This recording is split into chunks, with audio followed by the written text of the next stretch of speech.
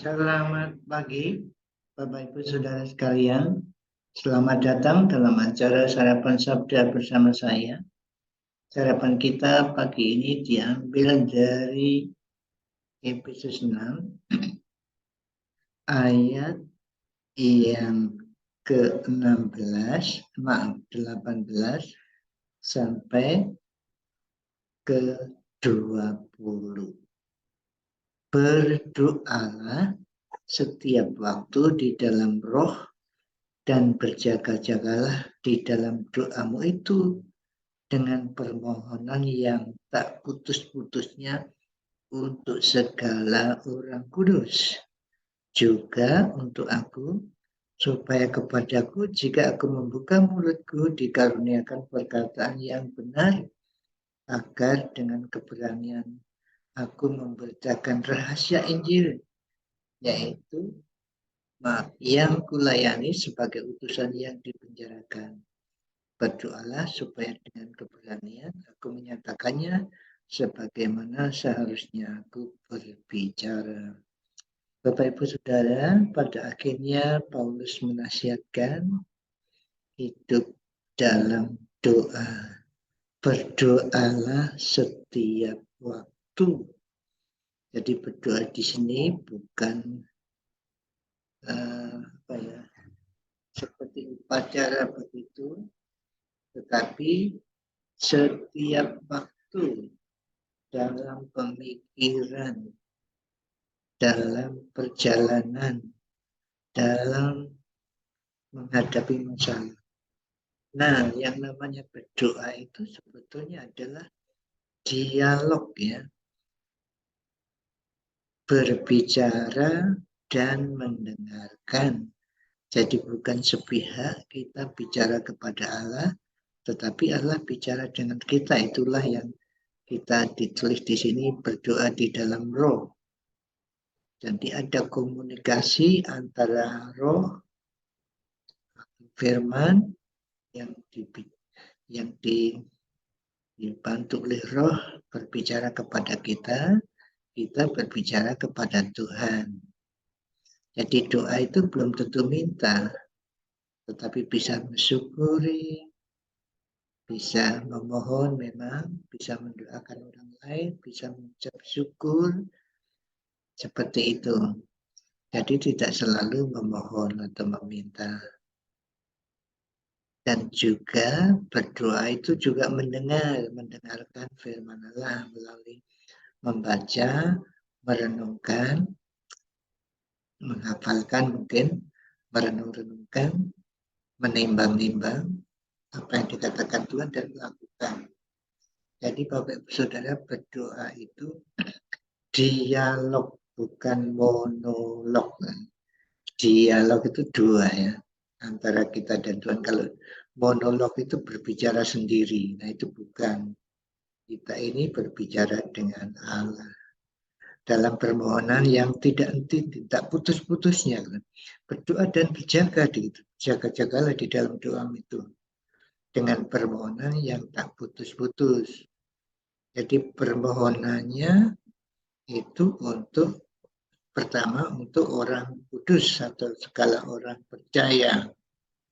Bapak Ibu Saudara, silakan mendoakan teman-teman saudara, penginjil-penginjil yang bekerja di daerah terpencil, Bapak Pendeta yang melayani di desa-desa, dan juga ya di kota-kota juga perlu juga ya. Jadi pekabar-pekabar Injil yang betul-betul berhadapan dengan orang yang belum percaya di sekitarnya, di masyarakat yang belum ada orang percaya. Mari kita mendoakan mereka. Tapi juga untuk Paulus ini dalam arti kita bisa mendoakan rasul-rasul, atau tadi sudah saya katakan pemberita-pemberita Injil, misionaris, supaya berani. Ada ketegangan, ada ketakutan pada waktu menginjil, khususnya di daerah-daerah yang sulit untuk ditembus oleh Injil, bahkan mungkin ada daerah yang dilarang keras ke sana. Tapi di daerah itu perlu penginjilan, perlu Injil. Oleh karena itu, mari kita mendoakan supaya para penginjil berani mengatakannya. Ya, kita mungkin tidak berani ke sana atau tidak terpanggil ke sana. Mari kita mendoakan saudara-saudara kita yang terpanggil di sana supaya berani menyatakan sebagaimana seharusnya menginjil, ya memberitakan Injil. Ini perlu keberanian. Jadi mari Bapak Ibu Saudara pada saat ini, kalau ada yang saudara kenal, penginjil atau pendeta, silakan sebut namanya, doakan mereka. Juga doakan orang-orang kudus yang lainnya, saudara-saudara seiman, yang mungkin menghadapi masalah-masalah yang kita tidak tahu, atau saudara tahu juga, silakan mendoakan mereka. Mungkin teman dekat saudara, mungkin tetangga saudara yang belum percaya juga, silakan hari ini berdoa untuk mereka. Ada itu ya, ada bulletin doa, mungkin Bapak Ibu Saudara ada yang mendoakan suku-suku di Indonesia ini yang belum pernah mendengar Injil. Silakan Bapak Ibu Saudara memilih atau sudah tahu ada hamba Tuhan yang di sana, silakan saudara mendoakan. Mari bersama-sama kita pada pagi hari ini berdoa untuk orang-orang kudus, untuk saudara-saudara kita yang berjuang mengabarkan Injil. Mari kita berdoa. Tuhan, kami bersyukur Tuhan mengingatkan kami supaya kami berdoa setiap waktu. Pikiran kami, biarlah kami mendengar firman-Mu dan kami mohon kepadamu atau mengucap syukur kepadamu. Secara khusus pada pagi hari ini kami berdoa saudara-saudara kami yang melayani di daerah-daerah terpencil. Untuk mereka yang mungkin belum ada firman Tuhan, belum ada Alkitab.